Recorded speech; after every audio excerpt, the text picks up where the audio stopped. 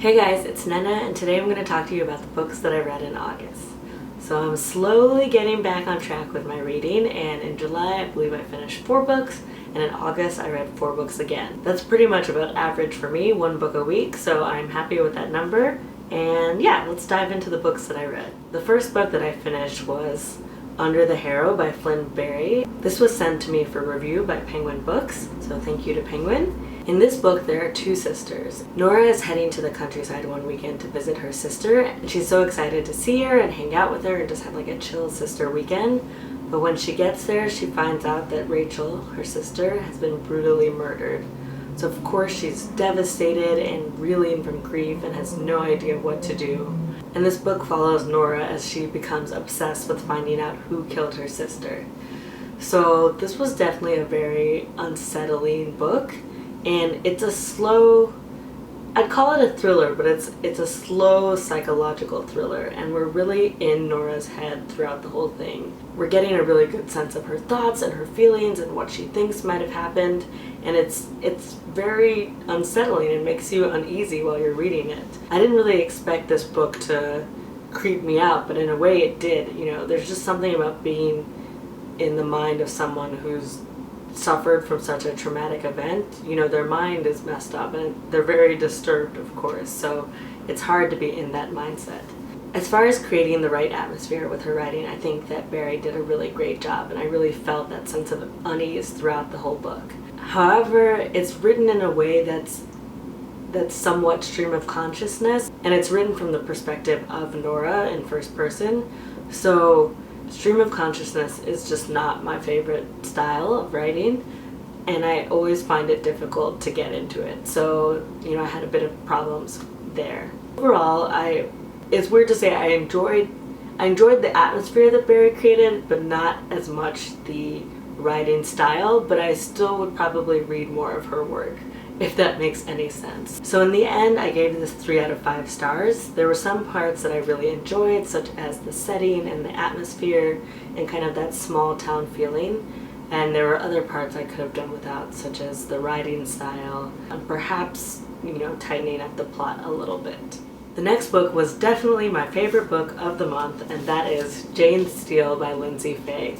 I'm so excited that I finally picked this one up. I've wanted to read it since January. I checked my Goodreads to see when I first put it on my TBR, and it was in January, which is before it even came out. This is a book that's inspired by, and maybe in some areas a retelling of, Jane Eyre, but in this version, Jane Steele is a serial killer. So I love that. I love like a badass girl who like doesn't take any crap and, you know, can defend herself. I was so into this from the very beginning. I mean, one of the early lines is, "Reader, I murdered him," which is just perfect. So I really enjoyed all of the nods to Jane Eyre, and I think most people who enjoyed Jane Eyre would also enjoy this. But I also like that she really took the story in a different direction and made some changes. You know, when you're doing a retelling of sorts, I think that you should respect the original text, but you should also make it your own, as they say, and, you know, add your own unique twist to it. And I think that she did that here. I really think the characters were so well done. I mean, Jane is awesome. Somehow she is, you know, killing people left and right, and you're still like, woo, go Jane, like, you do you. I also really like the supporting cast of characters that we meet when we get to Mr. Thornfield's house, and Mr. Thornfield is Mr. Rochester in this case. And I also think that Mr. Thornfield is better than Mr. Rochester, like as a character and a love interest, and in a variety of ways, basically. I don't know. The story is written from Jane Steele's perspective, and I really love her kind of wry tone of voice, and she's a bit sarcastic and kind of, you know, like I said, doesn't take crap from people, so I really love that.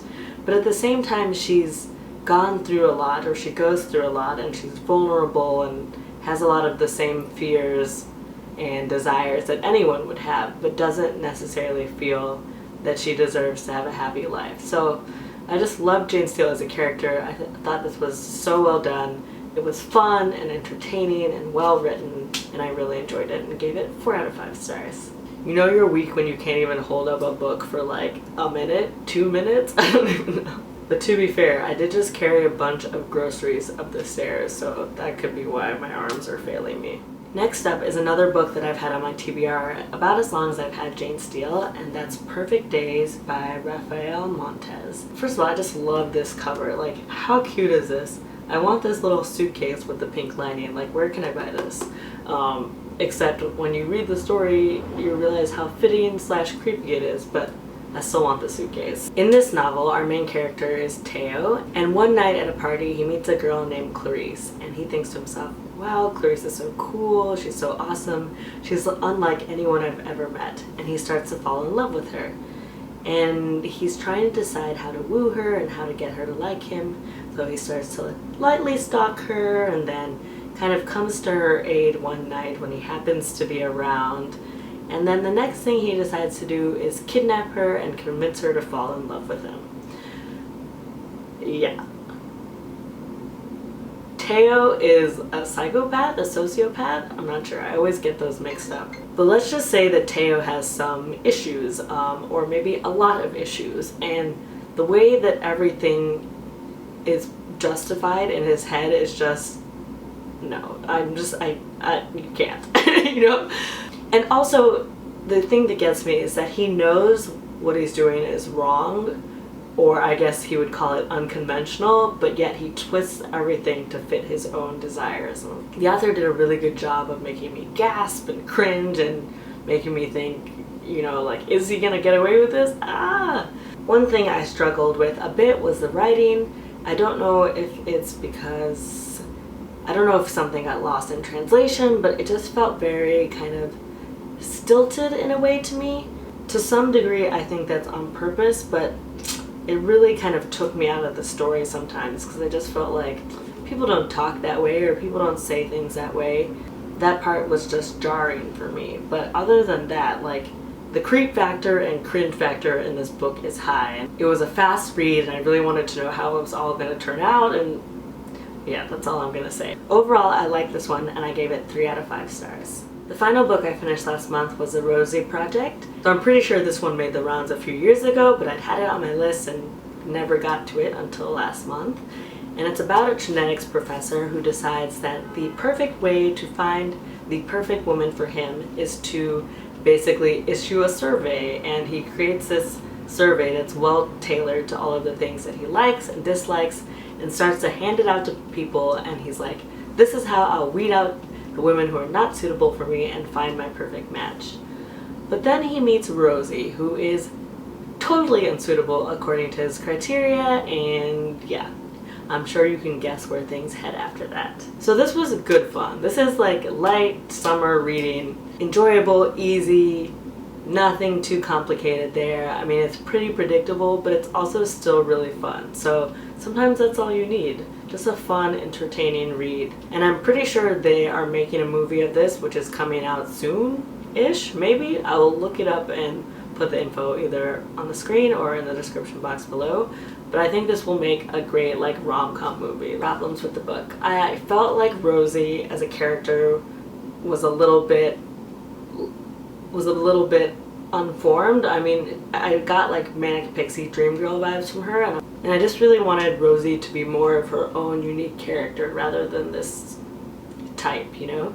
There were a few parts where like characters expressed certain views that I was just like, I don't really agree with that at all.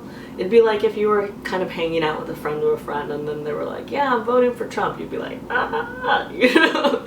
It was that kind of feeling. But, you know, I just reminded myself that the characters' views don't necessarily equal the author's views, and, you know, whatever. But there were just little moments like that that kind of, I don't know, irked me a bit. But overall, I still enjoyed it. I would recommend it if you're looking for a light, fun read, and I gave it 3 stars.